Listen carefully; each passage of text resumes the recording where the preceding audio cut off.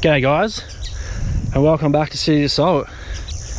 This trip I've headed up by myself while poor Jade's working. I've had an extra couple of weeks off work, so I've taken advantage of that, and I've actually been in Crescent since Monday, and today is Thursday afternoon. Now, I've only just started filming, and the reason being is because, like an idiot, I forgot the SD cards for everything. So I've ran into town today, into Kempsey, to grab myself an SD card so I can start shooting. And the weather's been gorgeous. I've been making the most of it. Basically surfing, 6 hours a day, morning and afternoon, loving it. So I thought I'd show you guys. So this spot here that I'm at now is called Queen's Beach. Pretty much been surfing here every day. It's amazing. It's 4-drive access as well, so you can drive on the beach. Really nice cliff formations, dolphins every morning, and pretty uncrowded surf, and the surf's been spot on.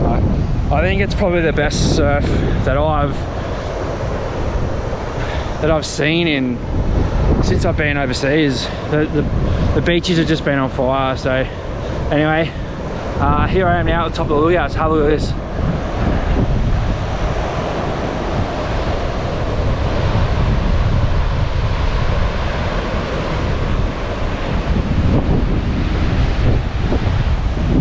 So it's a bit windy up here, so I'm hoping that the audio is good, but really, like I said, amazing spot. Dolphins every morning, seen big guys catching a lot of fish, so there's obviously a lot of marine life around here as well. But now I'm going to try and get the drone up in the air if this wind holds out for me, and basically just show you guys. What I'm going to do is I'm going to take you through all the national parks that are around here. I'm just going to go for a wander up. It's further up this hill actually. I've never been up here before. I'm usually just straight in the water. Yeah, so I'm going to take you guys around the national park. Now, Jade and I have actually been to Crescent Head before, but when we came, it bucketed down rain, sideways rain. You've probably heard us talk about it in our video when we pick up the Robbo, the XTT, the camper trailer that we picked up. That was our very first episode. So if you haven't checked that out, make sure you do. But yeah, we came here, I think it was in October last year. Normally when we'd be kind of going overseas, somewhere like Indonesia, obviously COVID, couldn't do it, so we decided to do a trip up the east coast. Now originally we were going up to stay at Stratty, but again COVID stopped the plans with that, so we ended up going stopping at a few spots along the way, and like I said, one of those places was Crescent Head. Stayed there one night, meant to stay there for 2, but we just got rained out. Jade wasn't having a good time, and as the age old saying goes, happy wife, happy life, and it's bloody spot on too. Oh, there's a good little left there too. I know, I'm going for a surf after this. But I mean, look at this. I just walked over this hill. Have a look at this.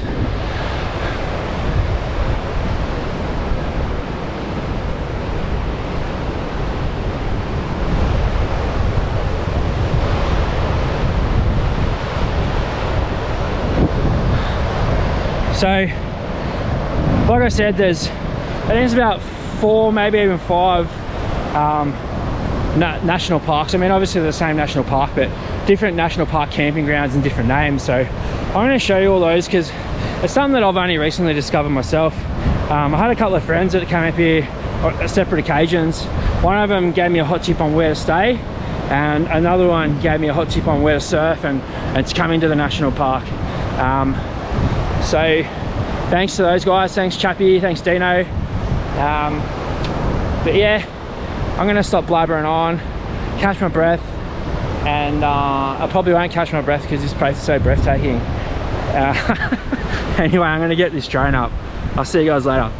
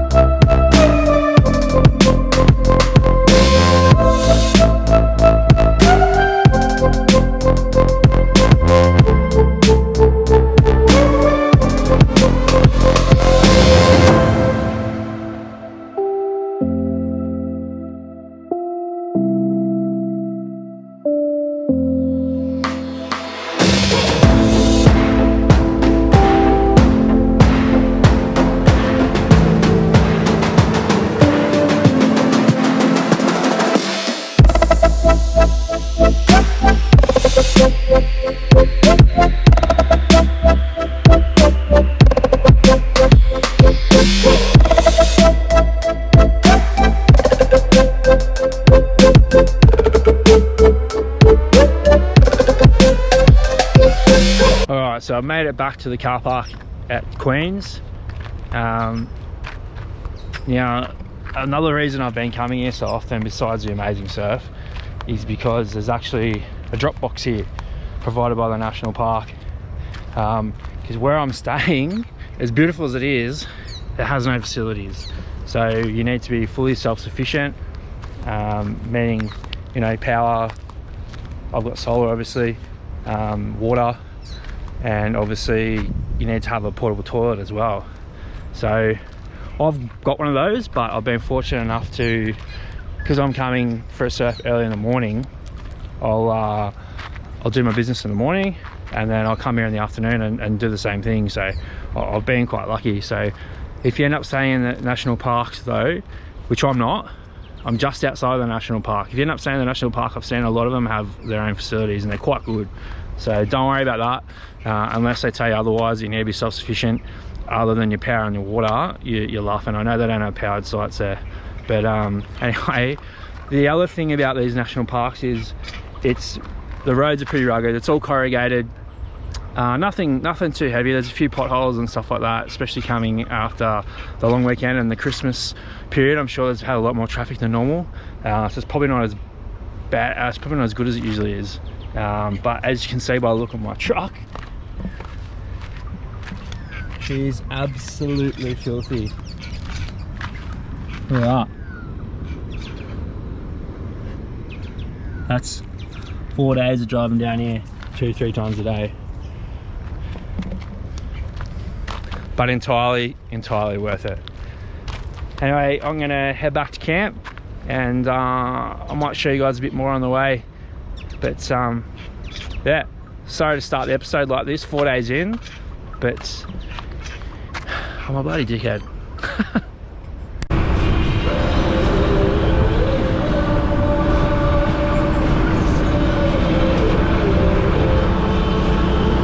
So as you can see, we've just come from Limeburners Creek Nature Reserve, all part of the national park. So we are currently here, as you can see, and where I took you then was Queen's Head there. So there's, like I said, there's the drop box there, and that's obviously the parking there.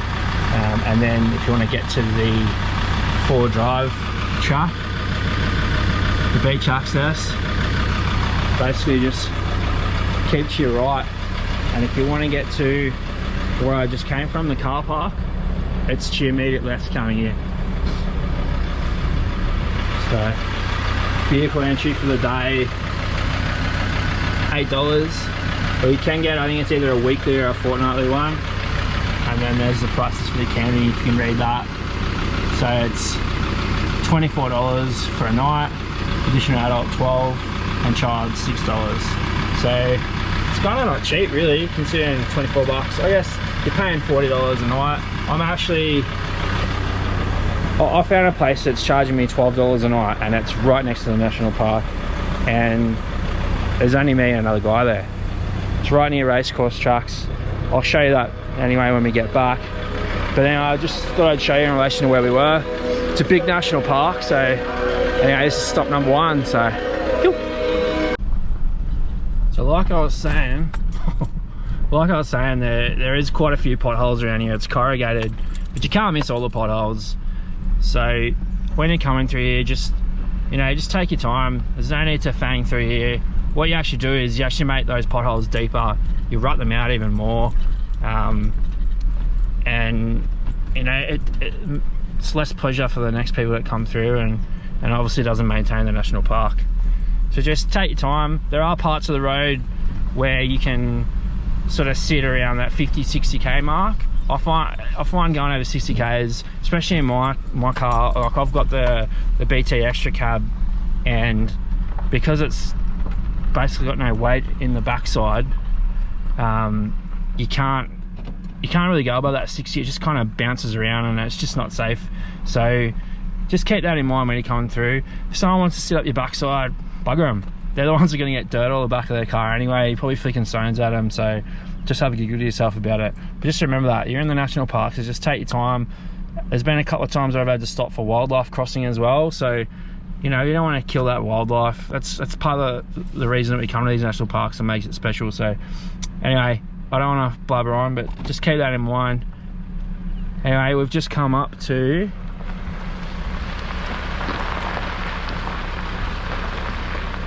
Point Comma.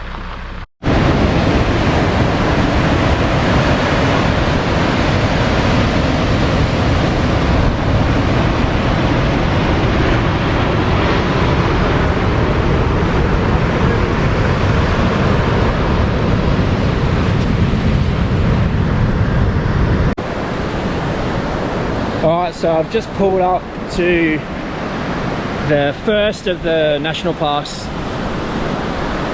caravan parks, or campgrounds I should say, and can't remember the name of this one, but I'll get it on the way out and show you guys.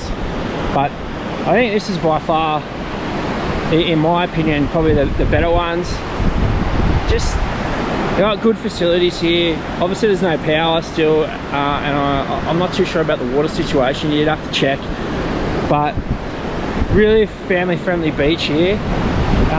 Good learners waves here, so if you've got young kids, good place to take them, have a play around and splash if they don't like the big waves, and if they do want to have a crack at surfing, which I highly recommend, then you guys can just come down here, and it's very mellow, very, you know, it's shallow enough that you can stand out there on your knees or up to your waist and give them a little push in. But I've got a little boat ramp here. It's a nice little protected bay.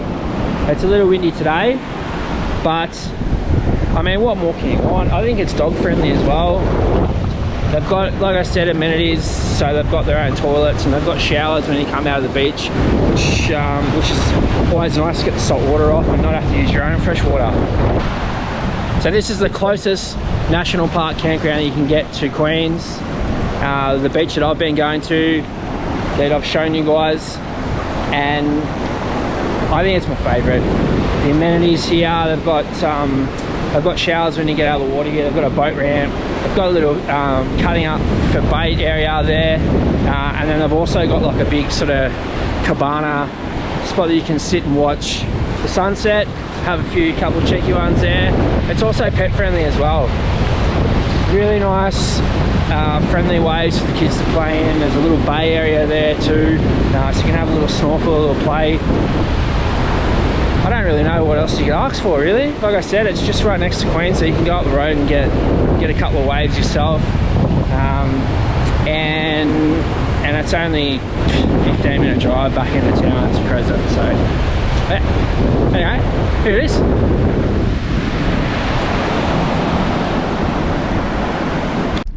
Another thing I thought that was worth mentioning was they've got a little store here as well. Sells everything from gas refills, firewood, fire pits they've even got. What else did I see there? Obviously ice creams, they do coffees there as well. So again, another reason why this would be the pick of the bunch for me in terms of staying in the national park.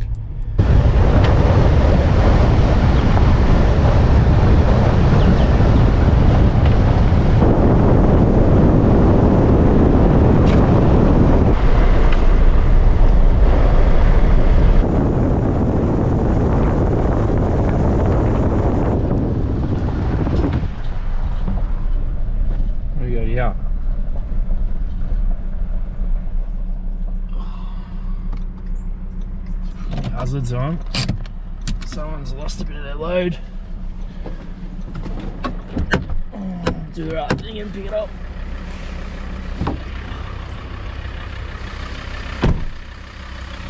Oh. I doubt they knew that it happened, but I'll never forgive myself if I don't pick it up. Another piece. Anyway, quickly pick that up before she blows into the ocean. Oh. Again guys, if you're anywhere like a beach or a national park and you see rubbish, pick it up please. So I've just gone from 60, probably 55 to now 20. And and you'll see why in a minute, cause this road is pretty bad.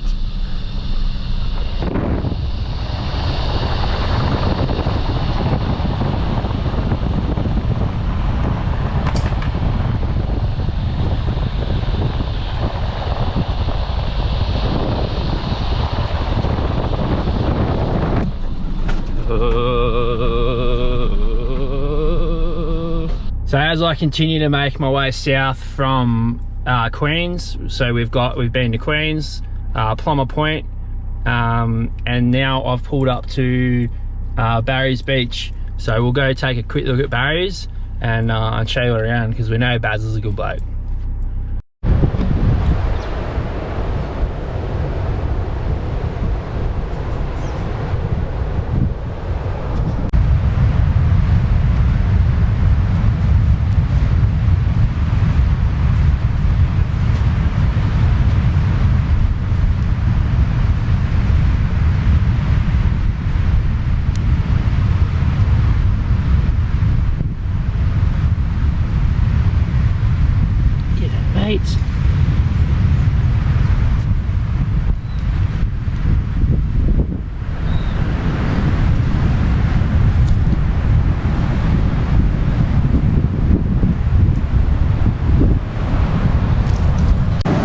So Barry's is just south of Point Plummer, which you can see just down there. So that's the point there, and then around that tip there is Queens. So as you can see, I'm the only one on this beach. So it's the beauty about coming to places like this, is you get these beautiful waterways and national parks, and there's nobody around. You can come to a beach like this and have it all to yourself. Easy to find waves and just beautiful beaches. Like look how clean this water is.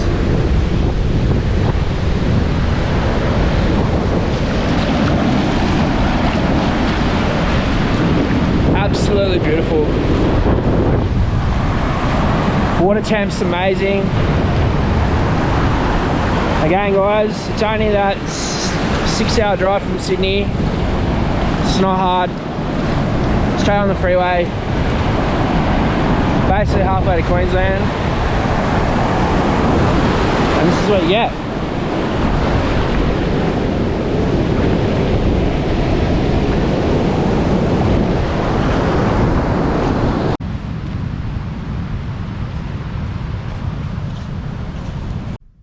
So we've ventured around to the next beach in the national park north of Barry's. This one doesn't actually have a name, so I'll have to check out what the name is. For now, I'll just call it Spot X, and let's go and have a look. So Spot X is obviously still part of the same coastline that that has Palmer's Point, Barry's, and now obviously Spot X, as I've called it. But I don't know, this one's kind of got a nice little rock formation here, so a little bit something different to look at.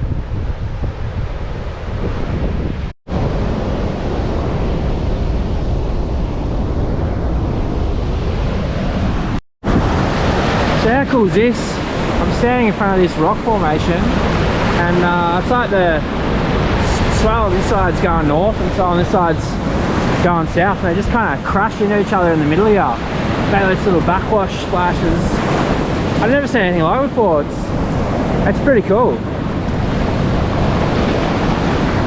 You know, this is why you always want to keep exploring and going to new spots. Even though I've grown up with the ocean and I've been to a million beaches, you still see things like this that you've never seen before. It just keeps giving and keeps showing you new things, but you've got to get out there to see it yourself. Okay, let's check this out.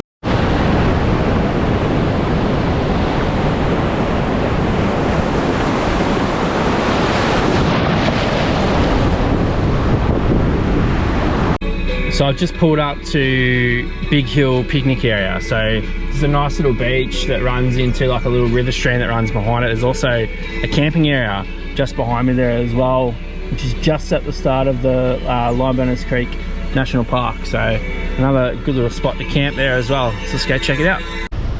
So I've driven past this spot pretty much, you know, 2-3 times a day since I've been here, and never really stopped in here to have a look. I always thought that there's a river on the other side of this wall here, and I always thought that it ran through and it'd be a killer little fishing spot, but it's actually, as you can see, I've put a wall up, so it's just become smart.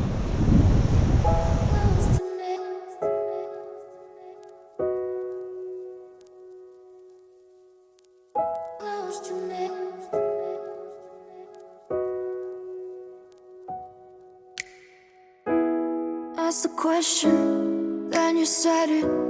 Always saying things you're regretting. Can't erase the steps we've taken. Can't go back to the time and place we met. I was so upset, but you made it all better. Now it's messing with my head, yeah. We don't say goodbye the best. I still feel your ghost inside my chest. No, we didn't learn our lesson, but if you want, can we try again? Oh yeah, try again.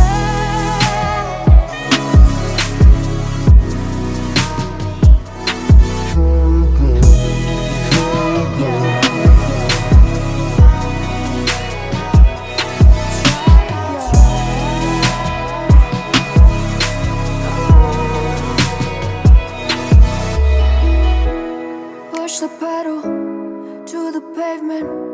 Always dreaming that we'd make it.